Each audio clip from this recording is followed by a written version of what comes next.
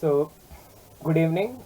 This is my submission for the Tickle Pickle challenge of Sainya Ranakshetram. So, here we were given two, two files, namely client.py and server.py, and we were told that a vulnerability exists in this file. So, what our aim was that we have to find out what the vulnerability was. We have to create an exploit code, and then we have to modify both files in such a way that application is no more vulnerable. Uh, Vulnerable. Sorry for that spelling mistake. So yeah, here I have written a small README in which I have explained all my doings, all my thought process in this in README file. So yeah, as always, I prefer to keep my Sainya Ranakshetram submission uh, just bit segregated. So, segregated. So what I have done that I have created a new organization under the name of new GitHub organization. Sorry, under the name of Sainya Ranakshetram submission. So here's my Tickle Pickle challenge. Yeah, and after I submit it here, the repository gets archived like this. So let me go to my my solution on what I have done. So this is the repository for the my Tickle Pickle challenge. I always use Git to track all my changes. So it contains the following file: vulnerable code template.py, users.json, readme.md, and two folders, namely default unedited code and edited code. So what default unedited code contains is the default client.py and server.py that I have got here from this button, ticklepickle.zip. So this is the default unedited code. So this was the code. So wait, I'll go to my VS Code and explain it from here. So the problem addressed. So at a very first glance, what I saw here that here we are using pickle module, and according to the Python docs, wait, for the reference, click here. And according to the Python documentation, pickle is an unsafe serialization and deserialization module. Here, whenever we open the pickle module documentation, at the very first we can see a warning message that the pickle module is not secure. Only unpickle the data you trust. It is possible to construct malicious pickle data which will execute arbitrary code during unpickling, which means it can execute arbitrary code during unpickling. Means that here we can see d equal to pickle dot loads data. So if we are unpickling some any untrusted data, so some arbitrary code execution can be done. Never unpickle data that could have come from untrusted source or that could have been tampered with. Consider signing the data with HMAC module if you need to ensure that it has not tampered with. Safer serialization formats such as JSON may be more appropriate if you are processing untrusted data. See the comparison with JSON. So first we'll see the comparison with JSON. So here's the comparison with JSON. JSON is a text serialization format and pickle is in a byte serialization format. JSON is human readable while pickle is not. JSON is interoperable, which means it can be operated outside the Python ecosystem while pickle is Python specific. JSON by default can represent only subset of Python built-in types and no custom classes, but pickle can do that. Unlike pickle, deserialization while deserializing the JSON, it does not create itself an arbitrary code execution vulnerability. So what I have done that, let me show you. Wait. So where is the edited code? Like my proper patch, the code which I have patched, code is there in the edited code folder. So what I have done that, I have removed the dependency. Like still pickle is there. Where is there? I'll show you. So here what I have done that, instead of actually using pickle to store the data, so what I have done, we'll use JSON, actual JSON. So here you can see a strike contrast. Wait, let me show you. I have made a 13 commits in it, fix the loophole. Yeah, let me show you here. No. Yeah. So here you can see that what I have done, first we can see here that safe code equal to pickle.dump. So whenever we are dumping, this file pointer is being returned, which should never be done. Why should we return the file pointer? And so what I have done with open users.json as w, here we can see that with open users.json as wb, which means it is opening in binary format. And yeah, so here you can see some signature. I'll explain this in later part. And then you can see f.write, and then we are returning the safe code. So what we are doing is just dumping the data in actual JSON format, not in some pickle format. And wait, this is the edited code. And next vulnerability, let me show you. Okay. So yeah, here I have just given this warning, like here in this readme, and also also here we can see that here when I open the two files, first I saw that it was using pickle to serialize and deserialize data, and in official Python documentation it is mentioned that pickle module is not secure. Okay, and for reference you can click here. And also the code was actually analyzed using the bandit module. It's wait, let it load, then I'll tell. So bandit module, it's available in PyP. It's actually a tool to design for find the common security issues in Python code. So there also it told that pickle.dump shouldn't be used, since it's a common vulnerability that it's a vulnerability of medium level, that arbitrary code execution could happen. So its link is also provided. And also what we can infer that pickle.loads is not a safe function. Yes, pickle.dumps is always a safe function, but not pickle.loads. So if we pickle unserialize some untrusted data, then an arbitrary code execution might happen, which is dangerous. And also according to Stack Overflow answer, let me open these also.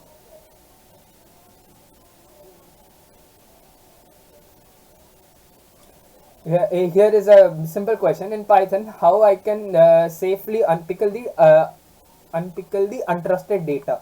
So here is actually a great answer with 12 votes in Stack Overflow.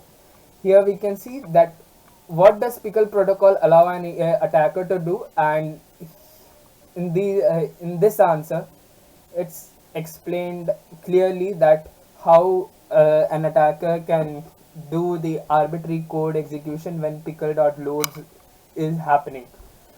So here you can see that what all arbitrary code execution can be done while unpickling is that exec function, it allows us to run the Python code while running. Like here, wait, let me show you.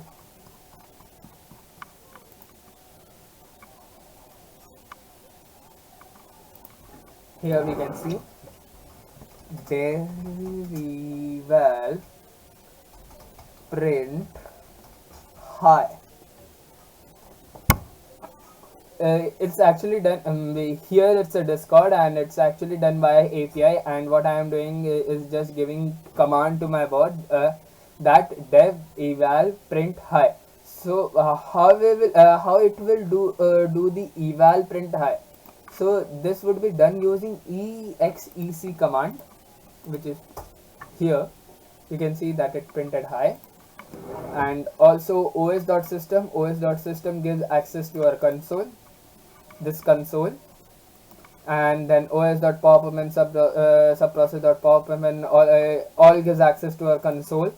And other subprocess function types.function times allows us to create function from code object. Typing.get type hints, yes, we can get type hints.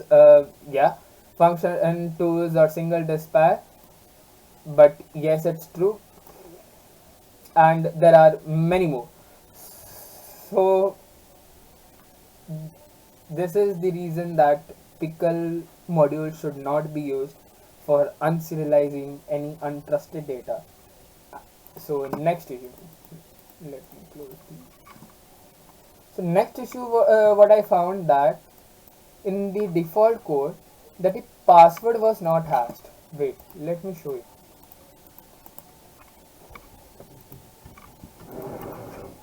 Python client.py.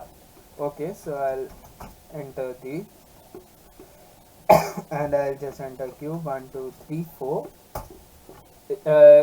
You can see here that it is saved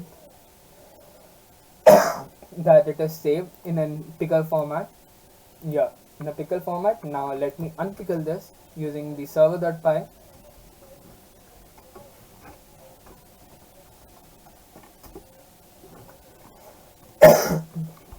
Here we can see that username, chalo, it's not more of a security, not more of that concern security issue, but yeah, here we can see that we can see the raw password, and also in the user.json, when I open it using a text editor, here I can see password is CUBE1234,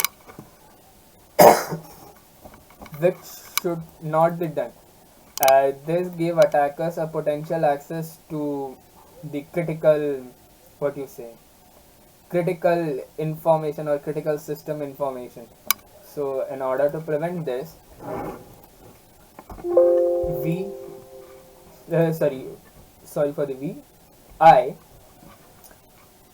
hashed the password using the MD5 technology, hashlib MD5 technology, and then that MD5 string is converted to its equivalent hex digit.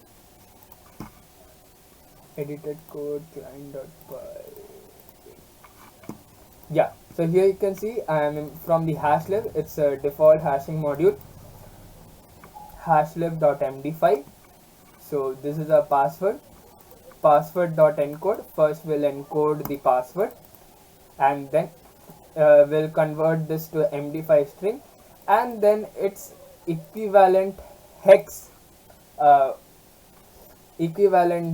hex digit is generated. So in a way, the storage of password gets more secure, and it is also always recommended that passwords are always hashed. It is always recommended that passwords are hashed. So whenever attacker somehow gains access to a system or database, so he will not be able to see the raw password. He will see the encrypted password, and he has to use his brain's mind, energy, time in order to decrypt those. Plus also I'm giving its hex equivalent. So first he has converted its MD5 equivalent, then he has to brute force this, so it will take time, which will actually prevent some sort of what you say, data loss or any unauthorized access to our system. And then the third problem was default input method for the password input. here you can see that whenever we are inputting our password, we could see our password, which should not be done, and this get logs in our system. Whatever we type in our console, whatever we do in our console, all gets logged in the system. So somehow if an attacker or an hacker gets access to a system and then start accessing a console log, so it's a potential security issue. So somehow he could see our password. If password when we are typing a password and it's echoing in the console, so it's a potential security issue. So in the default non-edited code, you can see here that default input method was used, which is actually not recommended. So what I have done, Python provides a superb module under the name of getPass. So what it does, that whenever we are asking for the password input, the password wouldn't get echoed in the console. Let me show you. Edited code. Let me copy it. Python edited code client.py. Username, let me type through. Now see, whenever I type the password, it wouldn't get echoed. CUBE1234, I am typing CUBE1234, and here you can see it didn't got echoed, and type enter. Here you can see error, and yes, it's storing in default JSON, and here you can see that hex equivalent for the MD5 hash was generated, and then it got stored in the JSON file. And next, the collected data wasn't signed using a public key. So why it's recommended? Why signing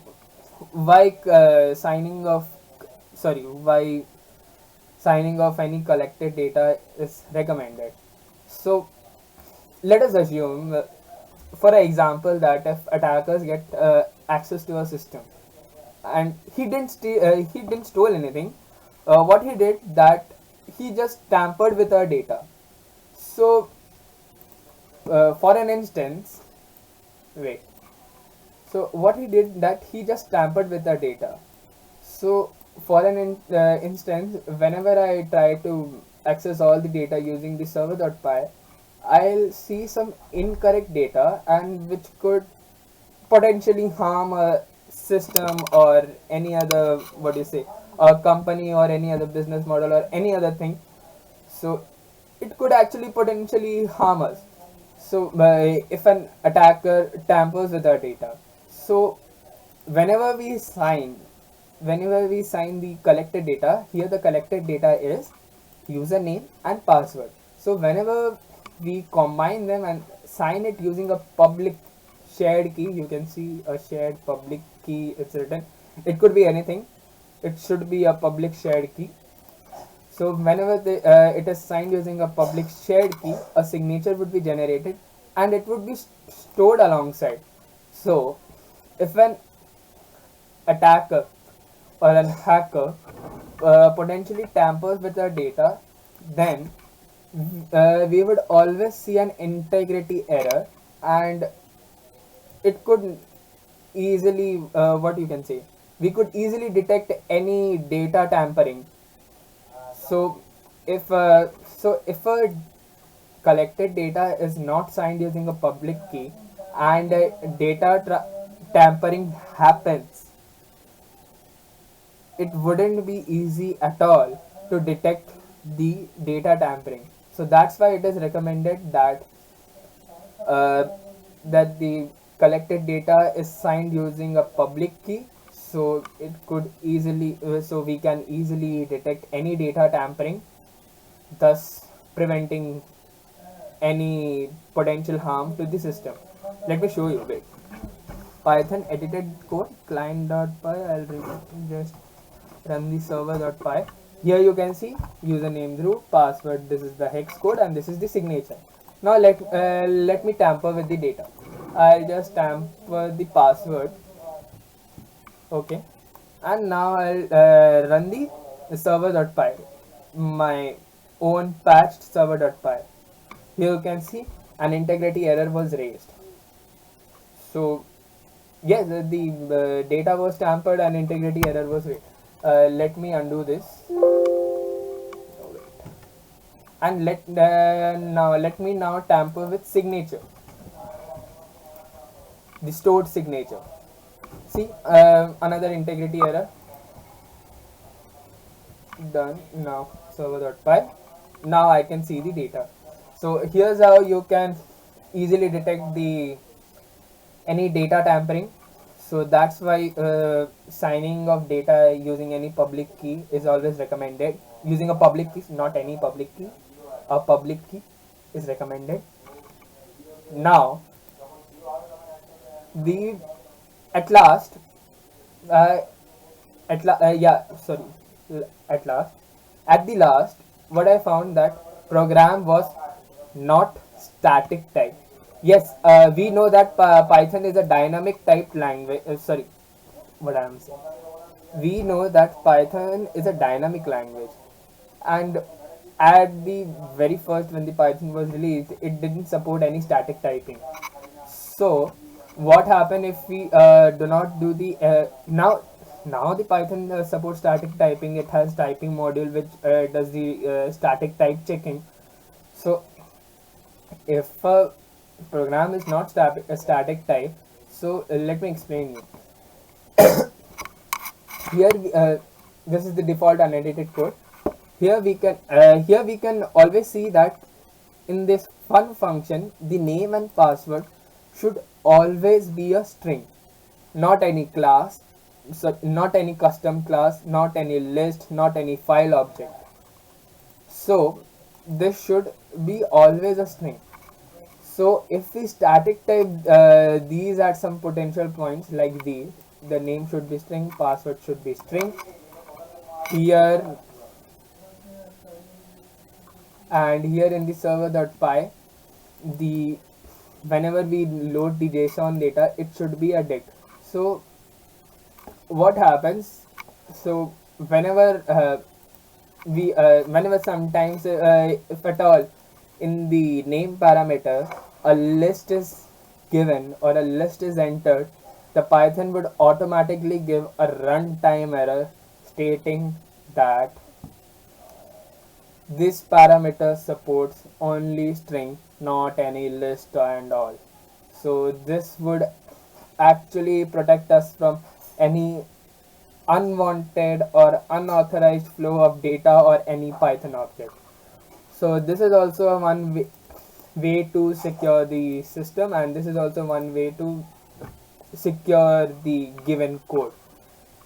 So yeah, so there were 5 problems which I discovered, and these were addressed in my edited code or patched code. So this is my submission for the Senior Anakshetram Tickle Pickle Challenge. Thank you.